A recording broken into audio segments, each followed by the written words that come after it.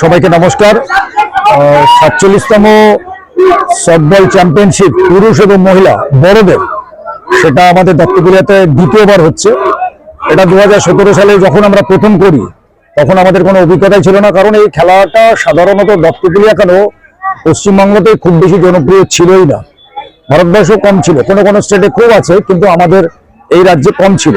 কিন্তু সমীর পোদ্দার ওই মাননীয় সমীর পোদ্দার ওই সংগঠনের প্রেসিডেন্ট হওয়ার পরে তিনি একটা ঝুঁকি নিয়ে 2017 সালে এটাকে আয়োজন করেন। 47তম সিনিয়র জাতীয় সফটবল প্রতিযোগিতার পুরুষদের ফাইনালে অংশগ্রহণ করেছিল ছত্তিশগড় এবং দিল্লি।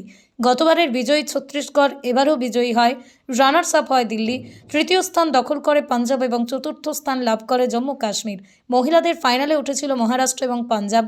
মহারাষ্ট্র জয়লাভ করে রানার্স আপ হয় পাঞ্জাব, তৃতীয় স্থান লাভ করে কেরল এবং চতুর্থ স্থান লাভ করে মধ্যপ্রদেশ। পুরস্কার বিতরণী অনুষ্ঠানে উপস্থিত ছিলেন রানাঘাট 2 নম্বর ব্লকের বিডিও এবং joint BDO, West Bengal softball অ্যাসোসিয়েশনের সভাপতি শ্রী সমীর কুমার পোদ্দার, সহ সভাপতি অধ্যাপক ডক্টর জয়ন্ত কুমার দেবনাথ, সম্পাদক হেমলাল মণ্ডল, সফটবল অ্যাসোসিয়েশন অফ ইন্ডিয়ার সেক্রেটারি ডক্টর প্রবীণ আনুকর, চেয়ারম্যান এল.আর. মারিয়া সহ অন্যান্য পদাধিকারীবৃন্দ। ধন্যবাদ জ্ঞাপন করেন টুর্নামেন্ট কমিটির সম্পাদক তিমির বরণ সরস্বতী। জাতীয় পতাকা এবং সফটবল অ্যাসোসিয়েশন অফ ইন্ডিয়ার পতাকা নামানোর পর 5 দিনব্যাপী সিনিয়র জাতীয় সফটবল প্রতিযোগিতার সমাপ্তি ঘোষণা করেন। একদম ন্যাশনাল পর্যায়ের কম্পিটিশন, তো সেটা আমরা একটা অভিজ্ঞতা লাভ করেছিলাম। দ্বিতীয়বার এই 2025 সালে আবার এটা করছি। রাজ্য সংস্থার সহ সভাপতি অধ্যাপক ডক্টর জয়ন্ত কুমার দেবনাথ আমাদের ক্যামেরার সামনে খেলা সম্পর্কে ঠিক কী জানালেন তা তুলে ধরছি আপনাদের সামনে। নদিয়ার দত্তপুলিয়া থেকে সুমন আচার্যের রিপোর্ট, নতুন বাংলা নিউজ। প্রথম দিন থেকে মানে গত 3 মাস ধরে আমরা অক্লান্ত পরিশ্রম করেছি কিভাবে টিমগুলোকে আমরা রাখবো, কোন কোন জায়গায় রাখবো। বিশেষ করে আমাদের ধন্যবাদ জানাতেই হবে Dattapulia boys high school, Dattapulia union academy for boys, Dattapulia union academy for girls. এখানকার প্রাইমারি স্কুলে যেখানে আমাদের স্কুলের যারা রয়েছে তারা প্লেয়াররা রয়েছে, অফিসিয়ালরা রয়েছে, সীমা মহিলা সমিতি, অভিযান ক্লাব, ডায়না ক্লাব এবং বরগুড়িয়া উত্তরণ ক্লাব এই এবং তরুণীমা সব পেয়েছির আসর, যারা অক্লান্ত পরিশ্রম করে আমাদের এই টুর্নামেন্টটাকে দারুণভাবে সফল করে তুলতে পেরেছে। তার সাথে আরো যারা এখানে আমাদের অর্গানাইজিং কমিটির বিভিন্ন সদস্যরা তারাও এটা দারুণভাবে সফল করেছে। আমার যেটা ভালো লাগছে, এখানকার নতুন নতুন প্রজন্মের ছেলেমেয়েরা তারা এই খেলাটাকে দারুণভাবে এটাকে গ্রহণ করছে, ওরা খেলছে, দেখছে। দত্তপুলিয়াতে একটা টিম তৈরি হয়েছে, এরা জেলার হয়ে খেলতে গেছে, শুধু ন্যাশনাল পর্যায়ে এখানকার একটি ছেলে মেয়ে পেয়েছে এটুকুনি আমি জানি। আমাদের যেটা ইচ্ছা রয়েছে সেটা হচ্ছে আপাতত গত 1-1.5 বছর ধরে দত্তপুলিয়াতে সফটবল অ্যাসোসিয়েশন গড়ে উঠেছে। দত্তপুলিয়াতে যেমন উঠেছে, এটা নদিয়া জেলার যেখানে যেখানে আগে ছিল তার থেকে আরো বেশ কিছু এলাকাতে এটা ছড়িয়ে পড়েছে এবং আমাদের ইচ্ছা এখান থেকে প্লেয়ারদের ভালো করে তৈরি করে ন্যাশনাল পর্যায়ে বাংলার হয়ে পার্টিসিপেট করানো। খোখোতে যদি আমাদের এখানকার ছেলেরা দারুণভাবে পারফর্ম করতে পারে, প্রো খোখো বিশ্বকাপে তারা যদি খেলতে পারে, হুগলির ছেলে দারুণ খেলেছে। তারপরে ক্রিকেটে একসময় সৌরভ গাঙ্গুলি যদি দিতে পারে, ফুটবলে তো আমাদের ভারতবর্ষের বাংলায় তো অগ্রাধিকার ছিল, সফটবলে বা বাংলা কেন সামনে এগিয়ে আসবে না, সফটবলে নিশ্চয়ই করবে সে আশা আমরা রাখি এবং আগামী দিনে নিশ্চয় সেটা হবে। যারা খেলছে এর মধ্যে বেশ কয়েকজন যারা কোচিং করছে তারা অনেকেই আমার স্টুডেন্ট, আমার স্কুলের স্টুডেন্ট, আমি যখন খেলা শেখাতাম সেখানকার স্টুডেন্ট। এবং আমি আশা করি এখানে যেসব ছেলেরা মেয়েরা যারা খেলছে তাদের মধ্যে বেশ কয়েকজন খুবই ভালো খেলছে, তারা আগামী দিনে অবশ্যই ন্যাশনাল পর্যায় থেকে ইন্টারন্যাশনাল পর্যায়ে যেতে পারবে। আমার নাম তিমির বরণ সরস্বতী, আমি এই 47th ন্যাশনাল সফটবল চ্যাম্পিয়নশিপের যে অর্গানাইজিং কমিটি তার।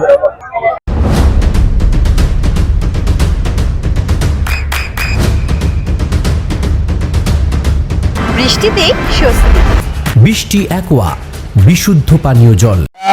ন্যাশনাল সফটবল খেলার আমরা আয়োজন করেছিলাম ওয়েস্ট বেঙ্গল সফটবল অ্যাসোসিয়েশনের তরফ থেকে। আজকে 14 তারিখে আমরা শুরু করেছি উদ্বোধনের মধ্যে দিয়ে, আজকে ফাইনাল রাউন্ড চলছে। ফাইনালের পর আজকে এই খেলার পরিসমাপ্তি ঘটবে। এই মুহূর্তে যারা ফাইনালে খেলছে তারা হচ্ছে ঝাড়গ্রাম এবং দিল্লি, ছত্তিশগড় এবং দিল্লির মধ্যে কম্পিটিশন হচ্ছে ফাইনালে। এর আগে মহিলাদের মধ্যে যেটা ফাইনাল হচ্ছে, মহারাষ্ট্র উইন হয়েছে, জিতেছে, পাঞ্জাব নার্স হয়েছে। সব এই খেলা আমরা এই পশ্চিমবাংলাবাসী যারা একটু কম বুঝি, যারা এই খেলার সাথে খুব বেশি পরিচিত নয়, কিন্তু আজকে খেলার মাঠে, কদিন খেলার মাঠে যারা আসছে তাদের কাছে খুবই ভালো লাগছে। এবং আমি মনে করি যে ধীরে ধীরে পশ্চিমবাংলায়ও সমস্ত জায়গায় সফটবল খেলাটা মানুষ গ্রহণ করবে।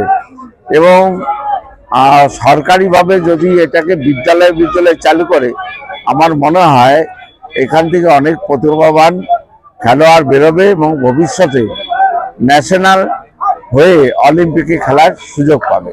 অলরেডি আমাদের এখানে প্রশিক্ষণ হয়, সেটা হচ্ছে আমাদের এখানে ডাইমা ক্লাবের মাঠ আছে, ওই মাঠে অলরেডি আমাদের এখানে সফটবল খেলার প্রশিক্ষণ হয় এবং রানাঘাটে হয়, কল্যাণীতে হয়, বিভিন্ন জায়গায় হয়। পুরস্কার যেটা হচ্ছে অল ইন্ডিয়া সফটবল অ্যাসোসিয়েশনের তরফ থেকে দেওয়া হচ্ছে। আমরা এখানে শুধুমাত্র কাপ, যেটা ট্রফি বলে, সেই ট্রফিটা আমরা তুলে দিচ্ছি এবং উইনিং এবং রানার্সদের প্রত্যেকে আমরা মেডেল দিচ্ছি। দিনে আবার অন্যান্য স্টেট দাবিদার আছে, ঘুরিয়ে ফিরিয়ে প্রতিটা স্টেটে খেলা হয়। আমরা ভবিষ্যতের জন্য আমরা আবার দাবি রাখবো এই খেলা দেওয়ার জন্য। উনি আমাদের নদিয়া ডিস্ট্রিক্টের সফটবল অ্যাসোসিয়েশনের সভাপতি একদিকে, আবার ওয়েস্ট বেঙ্গল সফটবল অ্যাসোসিয়েশনের সহসভাপতি। সুতরাং ওনার অক্লান্ত পরিশ্রম এবং ওনার পূর্ণ সহযোগিতার মধ্যে দিয়ে আমরা এটা সাকসেস করতে পেরেছি।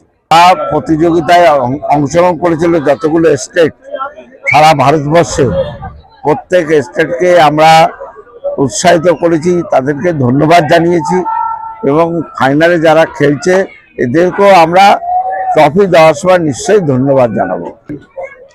এদের প্রত্যেকেই ন্যাশনাল খেলা অভ্যাস আছে অনেকেরই, সুতরাং এরা আরো বড় হোক এবং এই সফটবল খেলাটাকে আরো এগিয়ে নিয়ে যাক। গোটা ভারতবর্ষ যাতে ক্রিকেট এবং ফুটবলের থেকেও আগামী দিনে জনপ্রিয়তা অর্জন করতে পারে, সেইভাবে লক্ষ্য রেখে এগিয়ে যাক, এটাই আমরা কামনা করি। সমীর কুমার পোদ্দার, পশ্চিমবঙ্গ সফটবল অ্যাসোসিয়েশনের সভাপতি এবং প্রাক্তন বিধায়ক। English medium school JRS public school প্রায় 35 বিঘা জমির ওপর গড়ে উঠেছে বিশাল ক্যাম্পাস। নার্সারি থেকে শুরু করে উচ্চ মাধ্যমিক, ITI college, law college, BEd college ভর্তি চলছে। জেআরএস পাবলিক ব্যালকনি বা সিঁড়ির রেলিং, মডিউলার কিচেন বা ড্রয়িং রুম, এক কথায় আপনার স্বপ্নের বাড়িকে করে তুলুন আরো সুন্দর। Chakdah ply centre, gorgeous look বা কোয়ালিটি সবে 3 number 1 Chakdah ply centre. Chakdah ply centre, KBM, Chakdah, Nadia. আপনি কোথায় ইনভেস্ট করবেন, কেন করবেন, বুঝতে পারছেন না তো? সঠিক গাইডলাইন পেতে আজই আসুন নদিয়ার চাকদাতে নিবেদিতা প্রাইভেট লিমিটেডে। Nivedita private limited, marketing and distribution service. Chakda aluminium centre, ply, কাঁচ, laminates, kitchen fittings, door lock, window ও অ্যালুমিনিয়ামের খুচরো ও পাইকারি বিক্রেতা। Chakda aluminium centre, Purbalalpur 50 number রেলগেটের পাশে, চাকদা, নদিয়া। হোমওয়ার্কটা করেছো? হ্যাঁ স্যার। এ বাবা, ভুল করেছো কেন? চোখে কেমন ঝাপসা দেখছি, লিখতে আর পড়তে খুব সমস্যা হচ্ছে।